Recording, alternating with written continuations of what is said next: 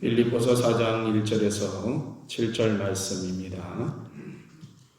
그러므로 나의 사랑하고 사모하는 형제들, 나의 기쁨이요 면류가 아닌 사랑하는 자들아, 이와 같이 주 안에 서라. 내가 유오디아를 권하고 순두개를 권하노니 주 안에서 같은 마음을 품으라. 또 참으로 나와 멍에를 같이 한 내게 구하노니 복음에 나와 함께 힘쓰던 저 여인들을 돕고 또한 클레멘트와 그 외에 나의 동역자들을 도우라. 그 이름들이 생명책에 있느니라. 주 안에서 항상 기뻐하라. 내가 다시 말하노니 기뻐하라. 너희 관용을 모든 사람에게 알게 하라. 주께서 가까우시니라.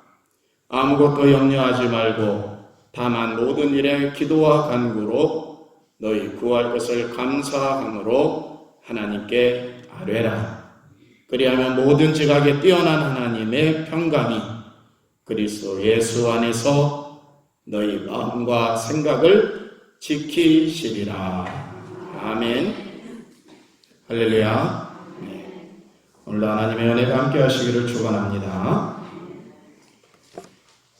제2차 세계대전이 끝나고 영국 데일리지라는 그러한 일간지에서 조사를 했는데요. 재미난 통계가 나왔다고 합니다. 영국군과 독일군과의 싸움에서 영국군 군사들이 35만 명이 전쟁에서 사망했다고 합니다. 그런데 자녀를 군대에 보내고 남편을 군대에 보내고 본토에 자기 땅에서 근심하며 염려하며 그거로 인해서 사망한 사람의 숫자를 내보니 100만 명이나 됐다고 합니다. 전쟁에서 사망한 숫자보다 염려와 근심 속에 마음 졸이며 살다가 죽어간 사람들이 더 많다는 그러한 웃지 못할 통계가 나왔다고 합니다. 우리도 사실 아침에 눈을 뜨면서부터 근심이 시작이 되고 저녁에 잠을 이루기 전에도 근심과 염려로 잠을 이룹니다. 내가 오늘 어떻게 하루를 살아갈까? 내일 또 어떻게 하루를 견딜까? 라고 하는 심정으로 자고 일어서는 것이 우리의 모습입니다. 이런 이야기를 하다 보면 부자나 가난한 자 다 할 것 없이 배운 자나 덜 배운 자나 또 건강한 자나 그렇지 못하는 자나 모두 염려에 휩싸여 살아가고 있습니다. 염려는 마음이 갈라지다라고 하는 뜻이 있다고 합니다. 또 다른 마음을 품다라고 하는 뜻도 있다는데요. 마음이 갈라지고 다른 마음이 생기는 것이 바로 염려라고 합니다. 야고보서 1장 6절에서 8절에 보면 야고보 사도는 오직 믿음으로 구하고 조금도 의심하지 말라라고 말씀하고 있습니다. 의심하는 자는 마치 바람에 밀려 요동하는 바다 물결 같으니 이런 사람은 무엇이든지 죽게 얻기를 생각하지 말라. 두 마음을 품어 모든 일에 정함이 없는 자로다. 두 마음을 품게 되면 얻기를 생각하지 말라라고 하는 그러한 교훈을 해줍니다. 우리가 하나님 앞에 기도하고 맡기는데 맡기는 마음하고 믿지 못하는 마음이 동시에 있다고 하면은요, 그것은 얻지 못하는 것이라고 합니다. 염려는 실망과 좌절, 의심과 오해, 패배의식과 실패에 빠지게 합니다. 전염성이 강한데요. 가정 안에서 한 사람이 염려하기 시작하면 온 가족이 염려에 휩싸입니다. 그룹 안에서 한 사람이 염려하기 시작하면요, 그 그룹이 다 염려에 휩싸입니다. 우리 교회 안에서도 염려가 생기기 시작하면요, 교인 전체가 얼굴에 수심이 가득합니다. 염려라는 질병은 한 사람의 인격을 파괴하고 영원히 고통을 당하게 하며 행복을 깨트리게 만듭니다.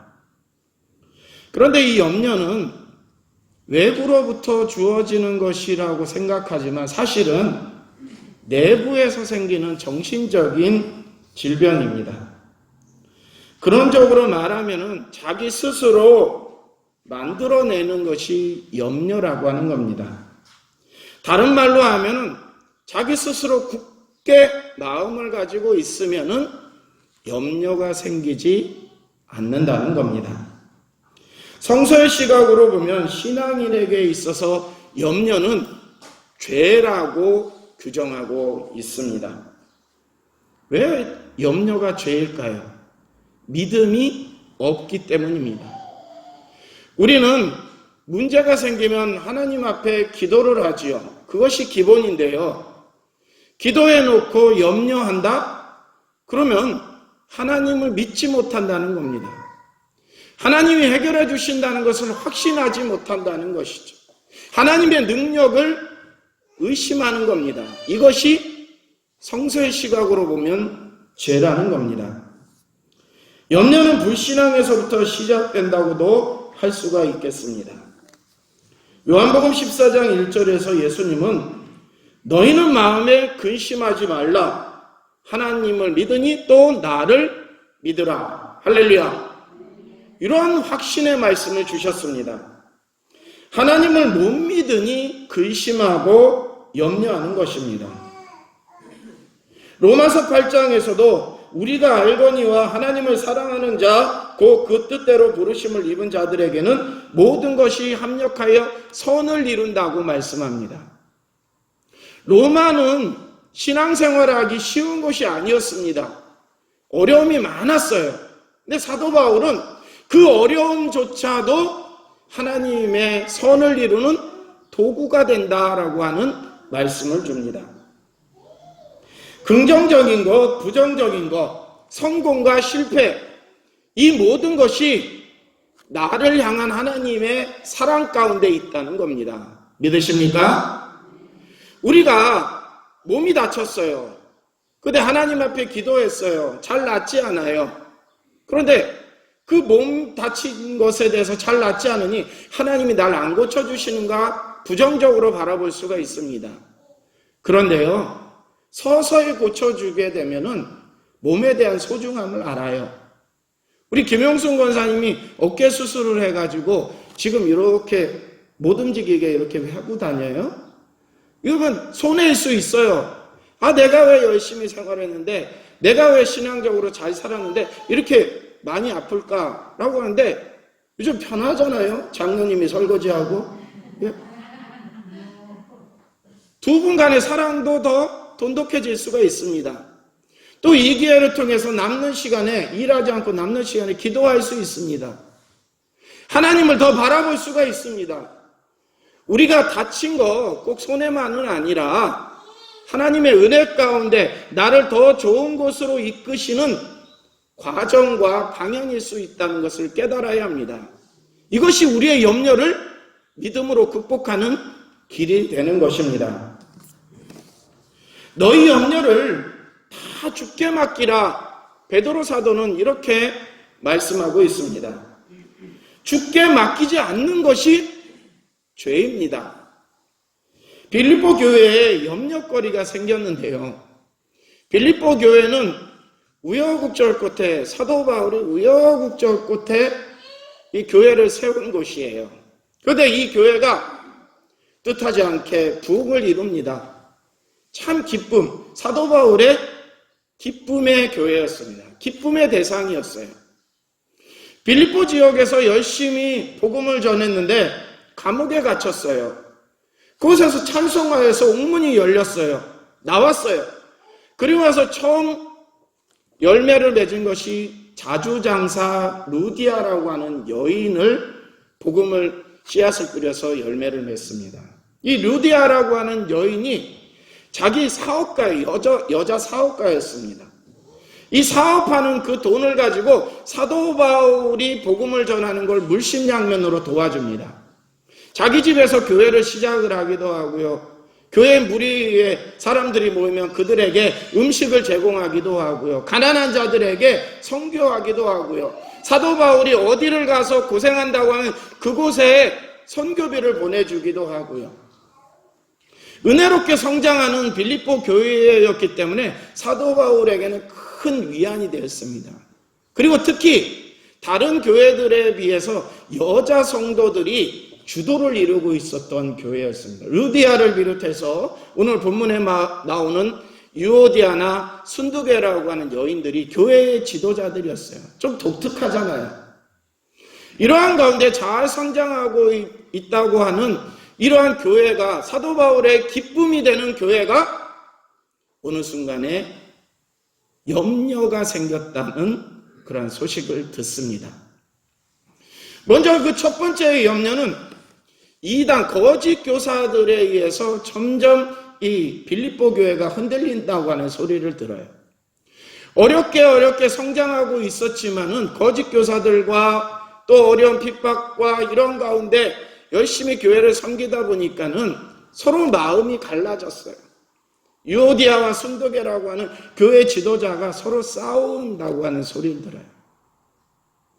우리의 교회의 각 기관들에 보면은 교회의 각 기관들이 분쟁 일어나는 분들이 주로 누구예요?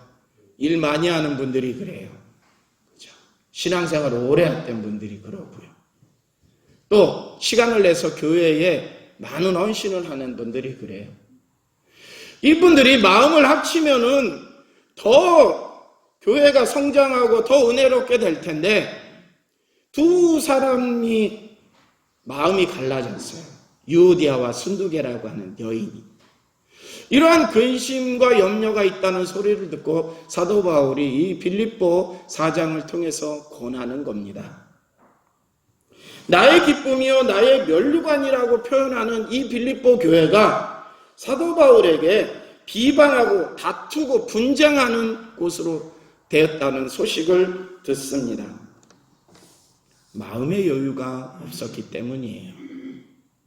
열심히 교회를 섬기는데 힘이 들었던 겁니다. 외부로부터 오는 거짓 교사들도 막아야 되죠. 내부에서 일어나는 연약한 신앙들을 돌봐야 되죠. 재정적으로도 보탬이 되어야 되죠. 신앙적으로도 잘 양육해야 되죠. 이 모든 것들이 힘들어졌던 겁니다. 이 두 교회의 지도자가 서로 마음이 달리하여서 싸움을 일어났다는 겁니다. 유오디아를 권하고 순두계를 권하노니 주 안에서 같은 마음을 품으라. 마음이 갈라지는 것. 마음이 두 마음이 될 때 염려가 생기는 것입니다. 참으로 나와 멍에를 같이 한 내게 구하느니 복음에 나와 함께 힘쓰던 저 여인들. 평신도가 아니었어요. 복음에 힘쓰던 교회의 지도자들이었던 겁니다. 이 여인들이 교회 지도자들, 중직들이 마음을 같이 하지 않고 서로 마음을 달리하면은 교회의 염려거리가 생기는 겁니다. 나의 기쁨이요 나의 면류관이라고 표현했던 이 빌립보 교회가 한순간에 마음이 갈라지는 지도자들이 있었을 때 그 교회가 근심과 염려가 휩싸인 교회가 되었던 겁니다. 이런 교회들의 해결점을 사도 바울이 말씀하기를 사도 바울은 염려에서 해방되는 길은 믿음밖에 없다라고 하는 말씀을 합니다.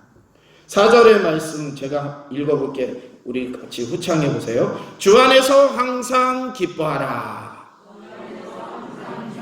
할렐루야. 항상 기뻐한다. 여러분 항상 기뻐할 수 있을까요? 없어요. 항상 기뻐하기 참 어렵고 불가능할지 몰라요. 근데 사도 바울도 알았죠. 항상 기뻐하기 어려워요. 근데 주 안에서 기뻐하래요. 주 안에서 기뻐한다는 건요, 믿음으로 기뻐하라는 겁니다. 믿음이라고 하는 것은 보이지 않는 것을 본 거로 생각하고요. 이루어지지 않는 것을 이루어질 거로 확신하는 것이 믿음입니다. 주 안에서라고 하는 건요, 내가 지금 이 어려운 상황 속에 있지만 하나님을 믿고 의지하면서 주님 안에서 돌파구가 생길 거라고 확신하면서 기뻐하는 생활을 하라는 겁니다.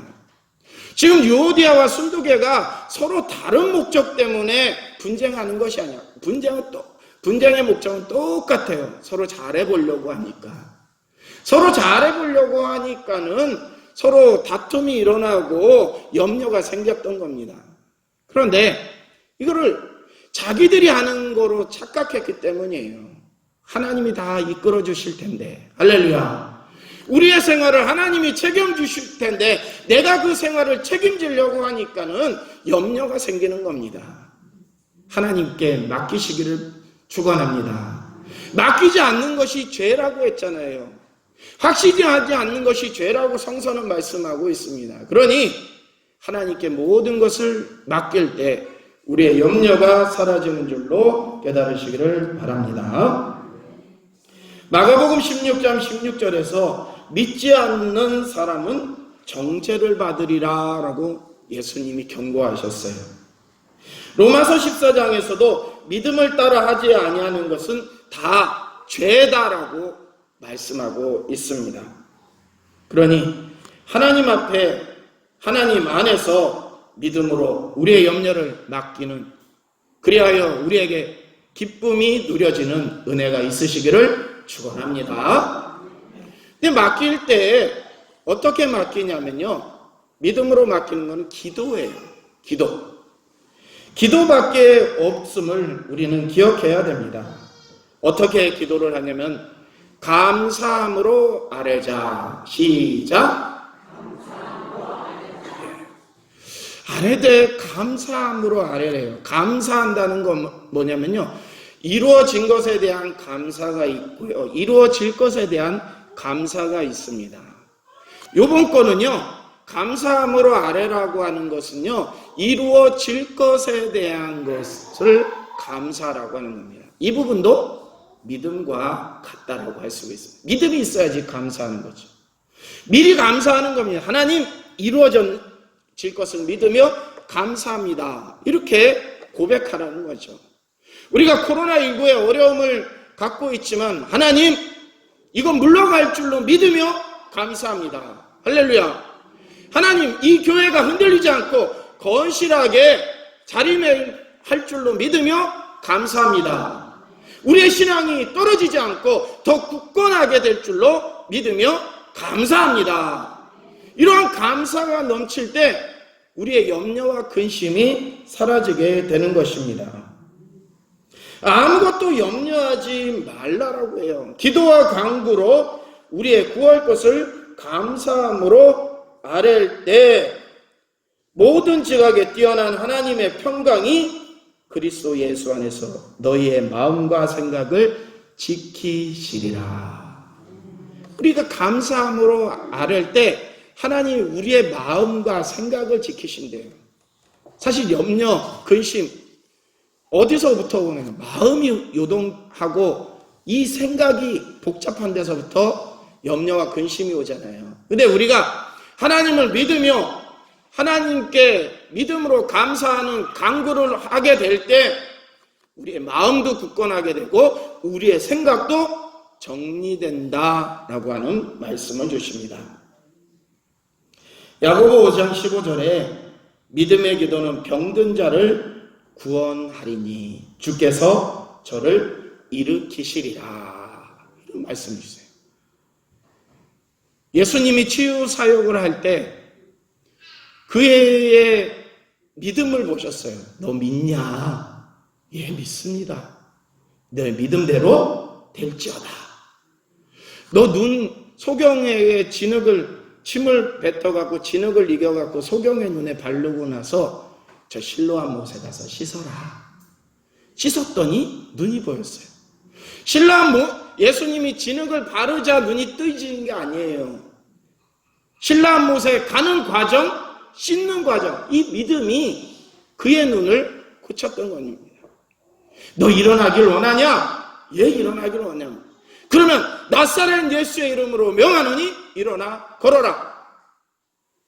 베드로와 안드레가 성전 미문에 앉아 있었던 그 안진뱅이를 일으키는 사건에 그가 일어나는 행동을 속에서 하나님이 그의 병을 치유해 주셨던 겁니다. 할렐루야. 이것이 바로 우리의 믿음이고 우리의 기도여야 합니다. 예수님은 구하라 그리하면 너희에게 주실 것이요, 찾으라 그러면 찾을 것이요, 문을 두드리라 그러면 너희에게 열릴 것이니 라고 말씀하고 있습니다. 구하고 찾고 두드리고 하지 않으면은 안 주신다는 겁니다. 하면은 주신다는 겁니다. 시편 34편 6절에도 공고한 자가 부르짖음에 여호와께서 들으시고 모든 환난에서 구원하셨도다. 할렐루야. 공고할 때 부르짖는 믿음이 있고 기도의 간구가 있을 때 하나님은 그 모든 환난에서 시인을 구원해 주셨다고 하였습니다. 사랑하는 여러분, 그래도 염려는 우리 한켠에 있지요. 염려가 사라질 수는 없을 겁니다. 생활에 크고 작은 염려, 건강에 대한 염려, 내 생에 얼마나 살까라고 하는 염려, 내 사업에 얼마나 번창할까라고 하는 염려, 내 자녀 어떻게 될까라고 하는 그 염려, 우리의 믿음, 우리의 교회, 수많은 염려가 우리 한켠을 짓누르고 있습니다. 그러나 이 염려를 이기는 길은 바로 믿음밖에 없음을 기억하시기 바랍니다. 특히 코로나19를 통해서 교회 나오면은 어떤 염려가 있어? 혹시 교회 가면 혹시 걸리지 않을까? 혹시 나 때문에 교회에 코로나를 퍼뜨리지는 않을까?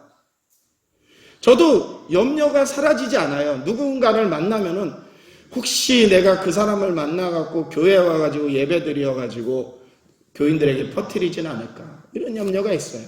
그런데 이 염려를 이길 수 있는 길은 믿음밖에 없더군요. 기도하면서 하나님이 나를 지켜주신다는 그 확신이 들 때 염려가 사라지더군요. 저와 여러분도 일주일을 이 믿음으로 살아가셨으면 좋겠습니다. 우리가 예배를 드리러 올 때 이 믿음으로 우리의 마음에 기쁨으로 이 예배 성전에 찾아오셨으면 좋겠습니다. 마음속에 주님을 모시고 성령의 생각을 가지면 염려가 발붙이지 못합니다. 염려도 죄라고 했습니다. 불신앙이 죄입니다. 염려가 있으면 기도하고 기도는 염려를 치료하는 특효약이 됩니다. 우리의 마음을 지키시고 우리의 생각을 지키시는 하나님께 모든 것을 맡기고 염려 없는 한 주간을 보내시기를 축복합니다. 기도하시겠습니다. 오늘도 우리에게 자비와 긍휼로 이 예배의 은혜를 나눠주시는 아버지여, 수많은 염려가 지난 한 주간에 우리의 마음을 짓누러 왔다고 하면은 이 예배를 통해서 우리의 믿음이 다시금 일어나 가벼운 마음으로 또 한 주간을 살아갈 수 있도록 인도하여 주시옵소서. 하나님을 믿고 의지하고 있는데 왜 우리는 다른 곳에서 더 염려와 근심 속에 마음을 움츠리고 있는지, 저희의 믿음의 연약함과 불신앙이 이제 없어지고 강한 믿음과 확신 있는 믿음으로 살아갈 수 있도록 인도하여 주시사, 우리의 그 에너지가, 우리의 그 확신과 믿음이 우리의 가정에 전파되고 우리가 살고 있는 삶의 처소와 사회에 전파되어서 이 사회가 속히 코로나19의 그 두려움을 극복하고 일상으로 회복될 수 있도록 인도하여 주시옵소서. 예수 그리스도의 이름으로 기도드립니다. 아멘.